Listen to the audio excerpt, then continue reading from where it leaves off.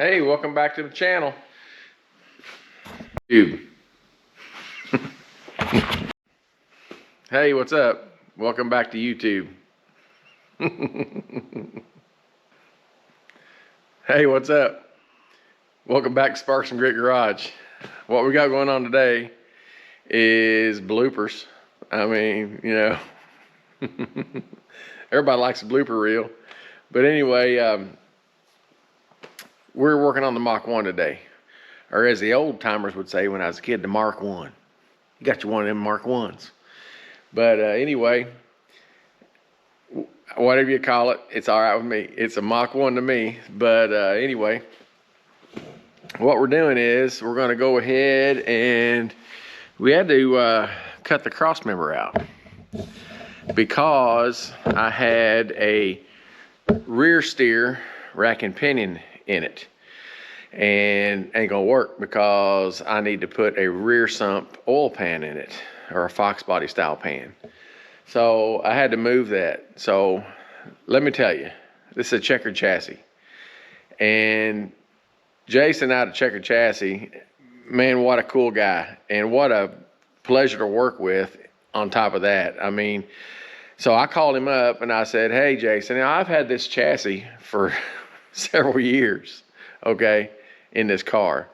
And I realized in my engine builder, the guy that's working on my engine, pretty well-known Ford guy around here named Tim Canarium, he's building me a pretty nice piece for this, and he was asking me what kind of oil pan I wanted, a rear sump, front sump, whatever. And I said, well, it's set up for a front sump, but for drag racing, I really want a rear sump. So anyway, he's getting me a Fox body pan, which means the way this was set up, I had to cut my cross member out and redo it to where it's got a rear steer, or no, I'm sorry, not a rear steer, a front steer rack on it, so that there's room for the oil pan. So come over here and I'll show you what we got going on. I'm walking backwards, so you know, if I fall down, you can go ahead and laugh, it's all right. So we've got these cut out. Cut that cross member out there and there. So we got a big open spot there. So anyway, Jason said, well, you know, just cut that cross member out as close as you can and bring it back out here and bring that rack out here and we'll just swap it out for you. Oh, and bring the U-joint for the steering shaft too, because, you know, you might need a new one of those. I'm like, okay, what's that gonna cost me? Nothing. Just come out here and swap it out. I was like, I'm there, dude. Okay, that's great.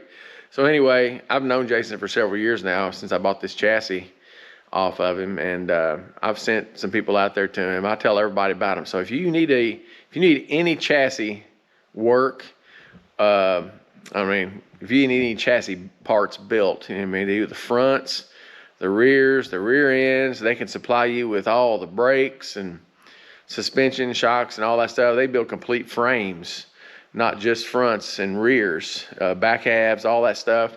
4 links, 4 bars, anything for racing. As far as suspension goes, they do it. And they do a really nice job, man. Some nice welds. And anyway, I'm real happy with it. I'm real happy with them. Can't say enough good things about them. Well, the first thing I want to do is I want to center up this steering rack, and I want to get this the steering shaft on the rack to the centermost position of it. So I can show you what I did here. So I went in here and I made some marks on this. I marked this one 0, and then I just went around this as a clock. You know, this is 3 o'clock, down here 6 o'clock, 9 o'clock, and then I divided those up into 16ths basically. So 1, 2, you know, 0, 1, 2, 3, 4, 5, 6, 7, 8, 9, 10, 11, 12, 13, 14, 15, 16. And the reason I have some yellow marks here is because that's how I was dividing up the turns. So took this cool little gadget here, and first thing I do is count the number of turns to get this all the way from the left to the right. So there's one full turn, 2, 3, 3 1/4, and you can see it stopped just short of 3 1/2. So I'm going to call that 3/8. So 3 3/8 turns divided by 2, and I've already done the math on my calculator because it's 1 11/16. All right, so let's take this all the way back to 0 again. Like I said, if these notches are lined up in 16ths, that means 1 2 3 4 5 6 7 8 9 10 11. You can see that 11th one's blue right there. So that's 11. So you just go 1 and bring it back around till we're lined up there. And that should be centered up. And looking at these boots here, it pretty much agrees with that.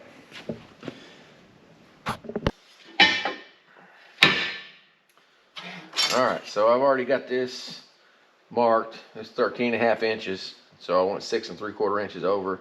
Scribed a line there with my old combination square. And now I'm just going to come off the front here 12 inches. And I'm going to scribe me a little mark on there.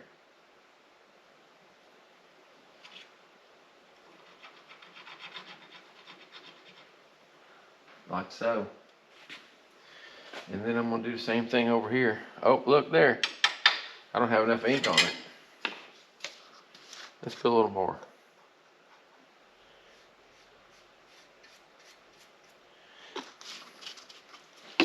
Speed up the drying process just a little.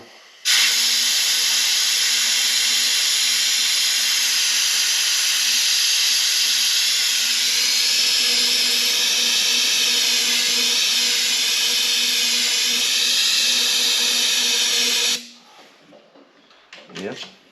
Cold in here right now. Well, you know, I ain't gonna say it's cold, but it ain't exactly warm.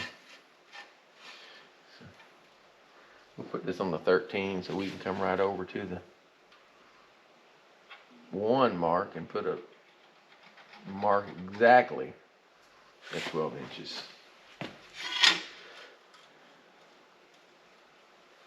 We'll redo this one just to make sure we're good. Okay. We'll do the same thing on this side.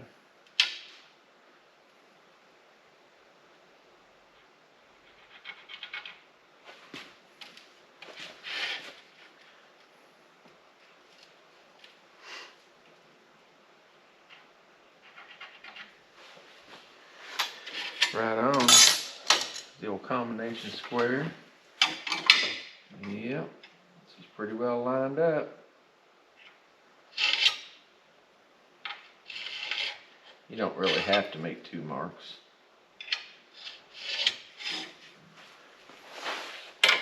So these tubes, you know, they're square, pretty much, within a micron or 2, you know.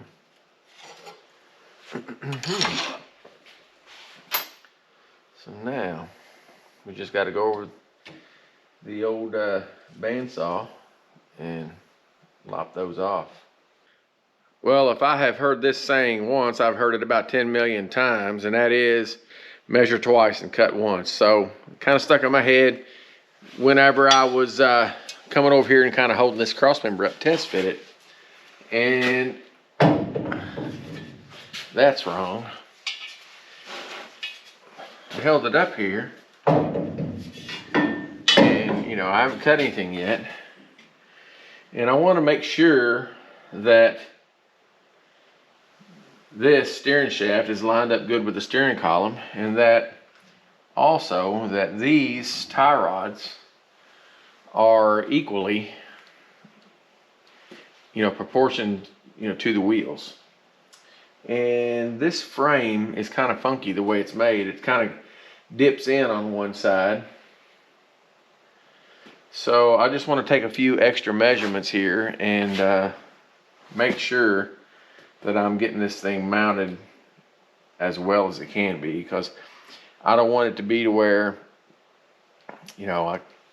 there's adjustment here. Don't get me wrong. There's adjustment on these tie rods that I can take it out, adjust it one way or the other. That way I don't have, more turns one way than I do the other way. But I want to have it as close as possible, because you only have a finite amount of adjustment there. So anyway, that's what you want to do, is get as close as possible. But what I noticed since I moved this rack from here to here is these old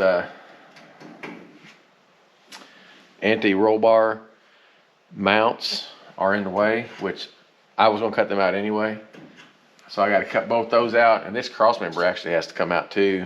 I've got a tube I'm gonna put in there. I don't need these old radius bar mounts anymore, nothing like that. This is independent front suspension, like a Mustang 2 style now.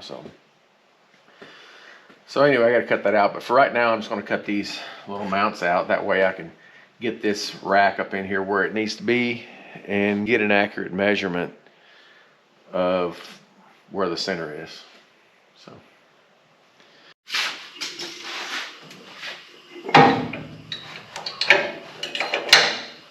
roll this old bad boy upright for now, because I want to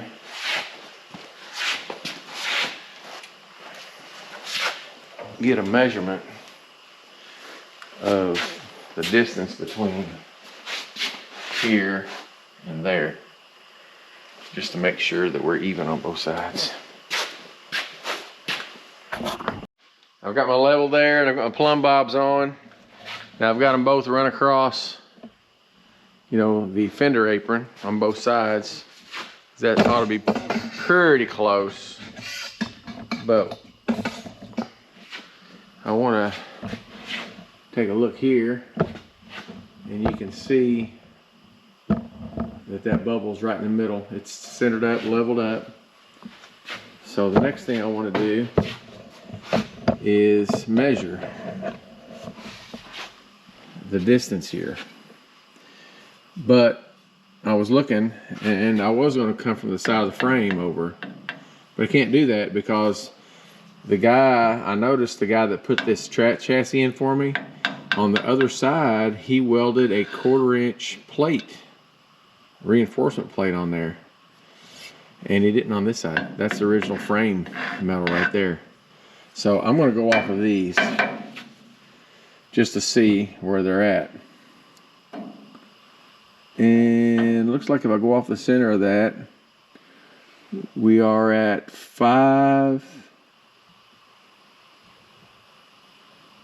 about 5 9/16 to the string, to the wobbly string that's moving around. So this side is, look at there, it's the same, 5 9/16. So I think we're good as far as that goes. So we know that these mounts for the upper control arms are pretty good shape, pretty much centered up with the wheel wells and all that. So now what I want to do is I want to somehow clamp that cross member up in there with the rack on it, and I want to make sure that the amount of turns is halfway, which I believe it was 3 and, I don't know, not quite 3.5 turns, maybe 3 3/8 of a turn from lockout to lockout on that rack. So that'd be 1.5 plus 3, so 1 11/16 turns, I don't know, roughly, to have it in the center. And then once we get that in the center, we will measure from the end of those tie rods over to this string. And we'll try to get that evened up, tap that into place where that's even. We'll make some marks on there. And then we'll be able to know exactly where we need to cut that cross member so we can weld it in. That's my story, and I'm sticking to it. All right, so first thing I want to do is pop these things out of here.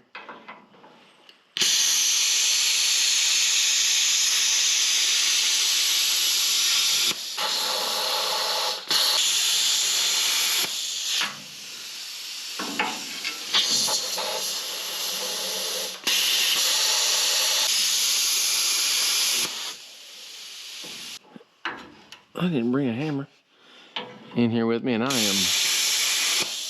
big old boy, kind of crammed into a sardine can, so just gonna have to make it work. If you saw where I was at, you'd probably be laughing. I'm laughing. Haha, I'm cracking up.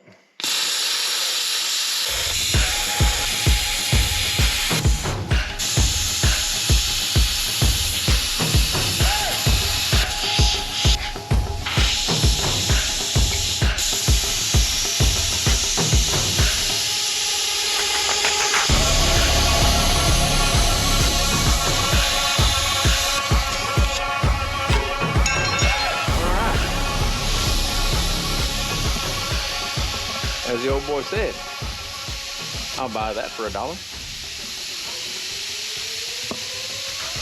All right, now let's see if I can get my big old boy body back out here. Now look where I'm at. I'm squeezed in here between this rotisserie and this front core support. Hey, but I did fit. So take that, Jenny Craig. So, all this stuff is factory spot welded on, pinch welded. So, what we're gonna do, we're gonna use the old blue wrench and the burp gun.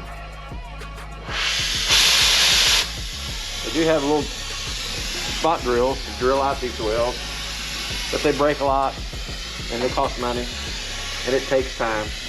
But I found this might be the fastest way of doing it. Just heat this up good and red. Now I'm heating up the part I want to take off, and it's turning red, but what's behind it is not turning red.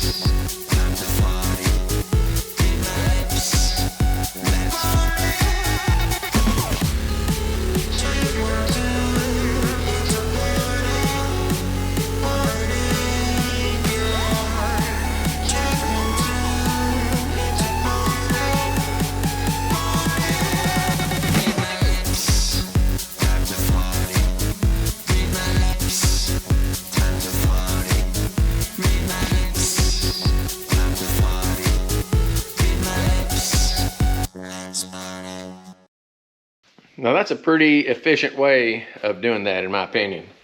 I mean, even a Chevrolet guy could agree with that. Easy. No, take it easy, okay? I own one. Okay, so just poking a little fun, you know, just making a little fun, that's all. Okay, so now all you gotta do is come in here and just grind the tops off of these spot welds and smooth it up, make it look pretty, and you're ready to go. So that's what I'm gonna do next. And then we're gonna flip this thing upside down and lay that cross member up there and see if we can't get it centered up. Okay, now we've got those all cut out and ground down. And looking good. Now we're gonna go ahead and flip this ride on its lid and see if we can center up the crossing.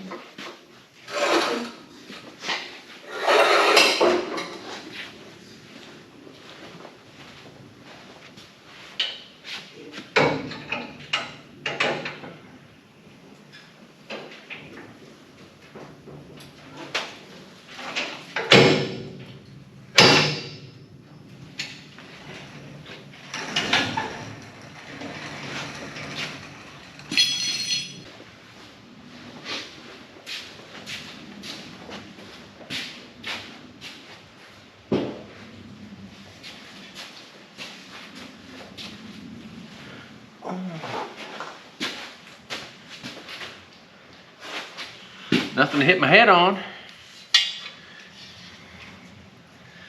Let's see here. Yeah.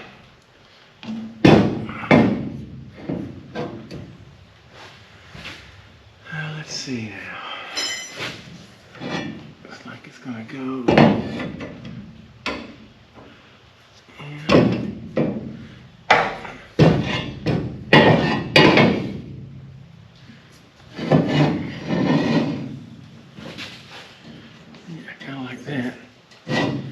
So what we're going to have to do is I've already got this marked where it's centered up at. Should be about right there. I don't know, we'll have to count the turns again. Make sure we get these tie rods centered up, and then we'll measure from them to the outsides of the frame rails and get that figured out. For now, we'll leave that right there while I grab some clamps. Now, a lot of other folks out there who are smarter than me, and believe me, the list of those people is long and distinguished, would have done this a different way probably. I don't know how they would have done it, but this is the way my mind works, and this is the way I did it. So now we're gonna throw this up there and see if we can put some marks on it. See how we measured this out.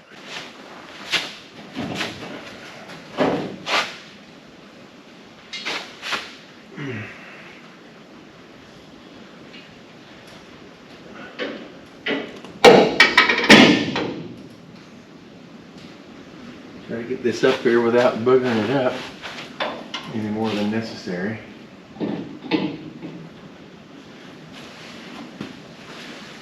Okay. And what I want to do, since I know that this surface on both sides is what is going to be, you know, the closest to the actual tire. So I just wanted to throw this up in here. The straight edge up against those. And measure from there to the end of this tie rod. And we've got about an inch or 2 3/4 inches. So what we want to do, we want to make sure that we're the same on the other side.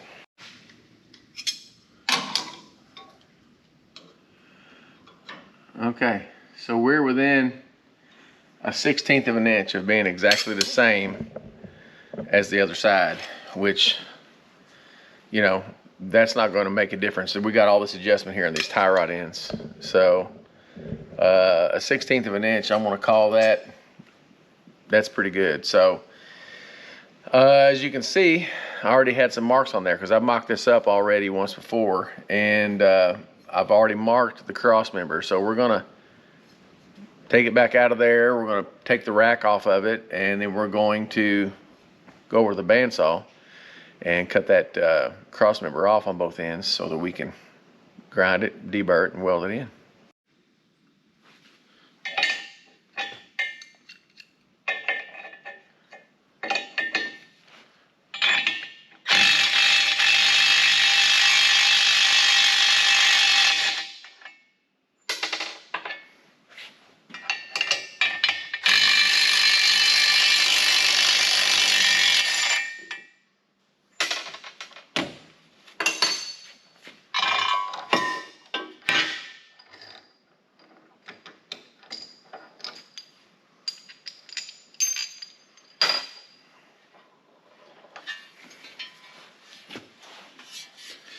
Okay,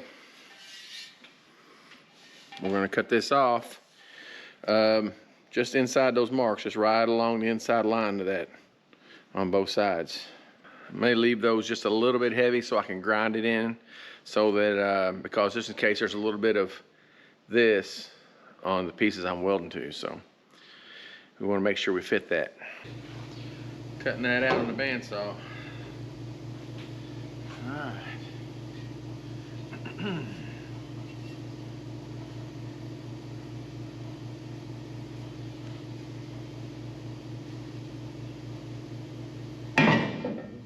Here. So I made them a little bit proud, and that is pretty close. I mean, we're just a hair from going in there. So this side's a little bit prouder than the other one.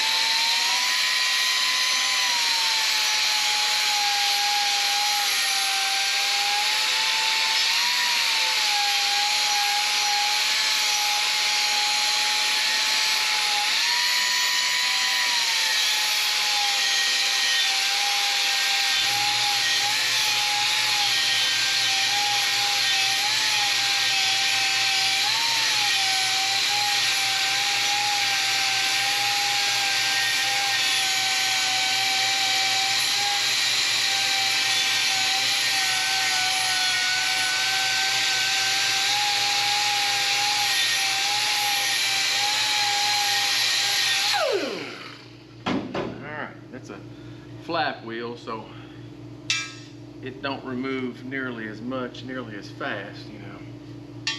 Make sure I get this the right way.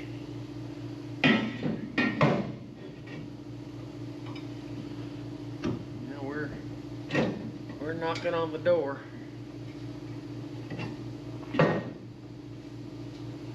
Only close. Oh, look at there. Looks like that might just be perfect.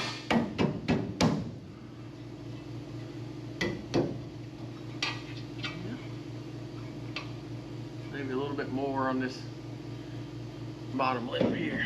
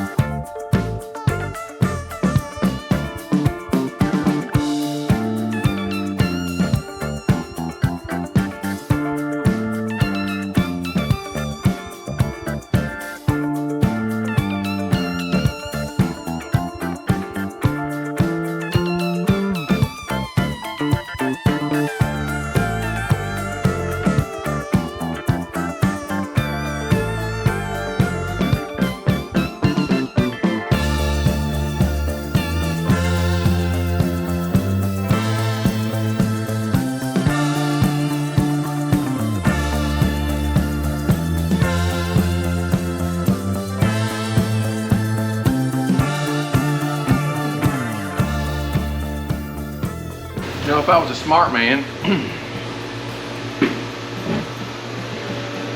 now that I have this tacked in place on one side, I go ahead and just roll this car up on the side where I can see it without having to get on the ladder and maybe fall down.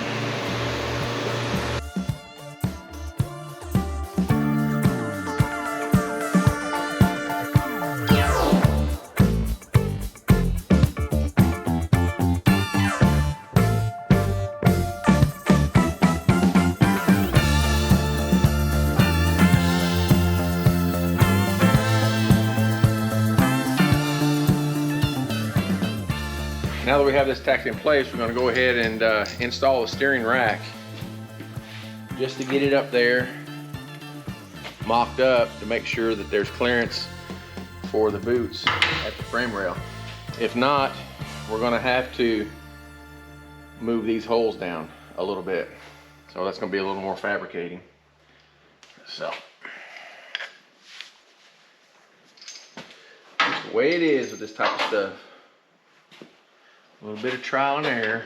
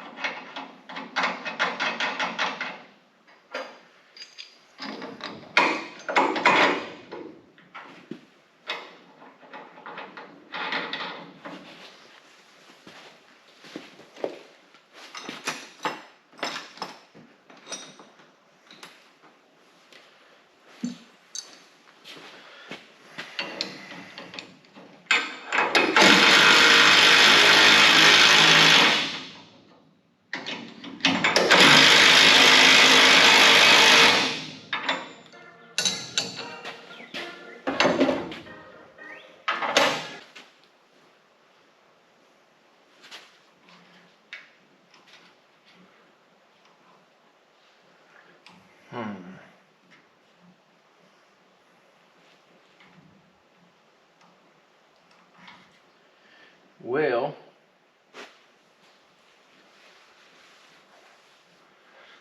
it looks as if these boots are going to rub.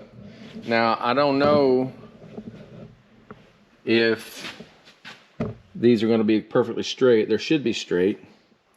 But looking at that, it looks like this boot's going to hit that frame there and on the other side too, whenever you turn the wheels.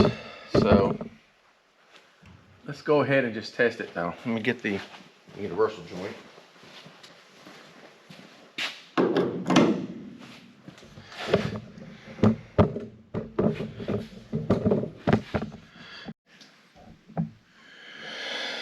Okay. Yep. Definitely rubs. So leaves me with a little more work to do. Well, here's what I'm going to do. So I've taken a piece of string and I pretty much just used this coupling to go from the center of this shaft pretty much to the center of the steering column. And so what I'm wanting to accomplish here is to determine if I need to move, if I can rotate this rack that way and move that that steering stem up a little bit. And according to this, what I've found out here, it looks like I do need to do that some to get it, or I don't necessarily need to, because this universal joint will pretty much take care of any misalignment that we have. We're going to have things like headers in here, a lot of stuff that's got to come into consideration. Also, the amount of suspension travel we've got. So as you're driving, you know, the vehicle is going up and down with the shock absorbers and stuff. So this is going to be done like this. So we don't want to we don't want this to rub at the top of the travel. So I'm going to have to mount the steering knuckles on this thing in order to figure that out. So I'll mount the steering knuckles on here and with no shocks, and we'll move it to the top of travel. And then we'll be able to figure where we want these mounts to be as far as how deep, whatever, that angle of that stem, all that stuff kind of works together. So, you know, we definitely don't want to have an issue with things rubbing around. So I guess first thing we'll do is take this rack back off here. I'm gonna go ahead and finish welding in the cross member because we know that's staying put. But we may end up having to cut these mounts off and move them later. So I'm gonna weld that in, put at least one set of steering control arms on, the upper and lower control arms with the steering knuckle, and check that travel.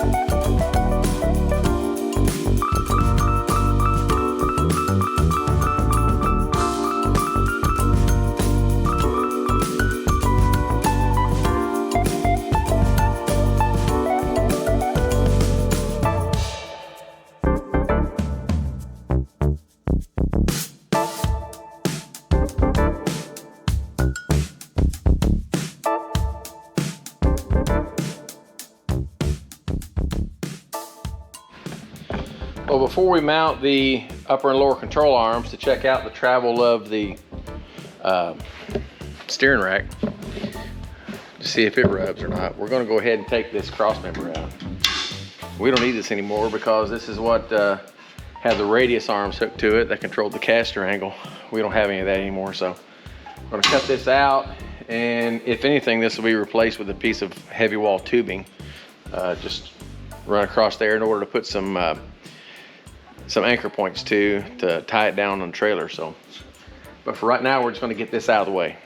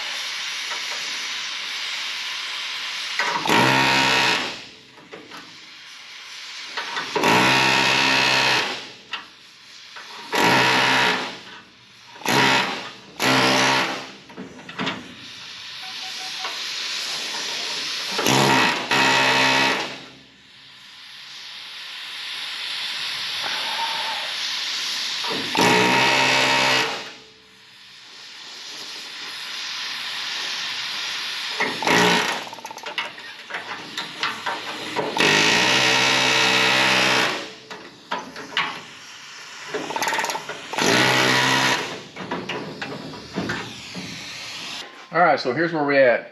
Went ahead and got this all put back together. I mean, nothing's really torqued down tight or nothing like that. But it looks like we've got an issue here. So I've got these tie rod ends screwed on all the way as far as they'll go. And on both sides, we are 2 5/8 center of this to the center of this away.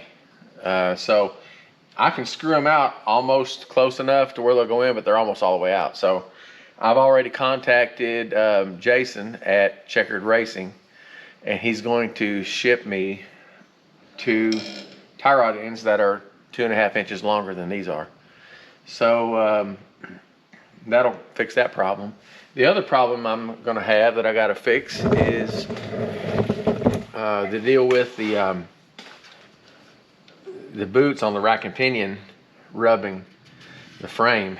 So I've got 2 different options. I can either change the configuration of the mounting brackets over here, or I can put a C-notch in here and box it in. I don't know. I was thinking about doing that because this out here, you know, it supports the radiator and the fenders and the bumper and stuff like that. It's not really a whole lot of weight. All the strength is right here. It supports the engine. So I don't know. I don't think it'd be a problem if I did that and boxed that in. I don't think it'd be a big deal at all. Plus, I could put some strengthening, weld some strength on top of this too. But I'm definitely going to have to do something because looks like I've got 1 inch of travel here with the shock. So when that goes up, you know, 1 inch, that's going to move that another inch up to here. I mean, we're going to hit that for sure. And then we got the boot is even bigger than that. So definitely going to have to do some modifying, some fabricating, which no big thing. Hey, we have the technology around here. We can do it. But just waiting on these tie rod ends to come in so that I can mock this up a little bit better. You know, that's just kind of a rough drawing I made. I'm leaning towards doing that, to be honest with you, because I don't want this rack to be down lower than the cross member. I kind of like it where it's at, so I really don't want to reposition these brackets and move that down here. I want the car to sit as low as possible. Well, that's going to do it for this video. In the next video, we're going to be putting the little reliefs in the bottom of the frame rails where the tie rod boots could possibly rub, and I don't want that to happen. So I'm going to put a little bit of clearance in there because I feel like they will with the suspension travel going up and down. We're going to be doing that. We're also going to be doing this. We're going to be making these inner fender aprons all the way from the back of the shock tower to the core support. Yeah, I went ahead and decided to do that. So I've never done that before. We're going to be doing some bead rolling and all that. I actually made this panel on the fast cut, and from this pattern, you know, made this pattern first and then made the panel on the fast cut to start with. And I've never done it before, but I've been watching a lot of videos, and there's a lot of really sharp folks out there, guys and girls, that are doing a lot of fabricating and bead rolling and stuff like that. And I think I can do it, but we're going to find out. We'll find out together. So make sure you tune in and watch that one. It's coming up next. Keep rocking.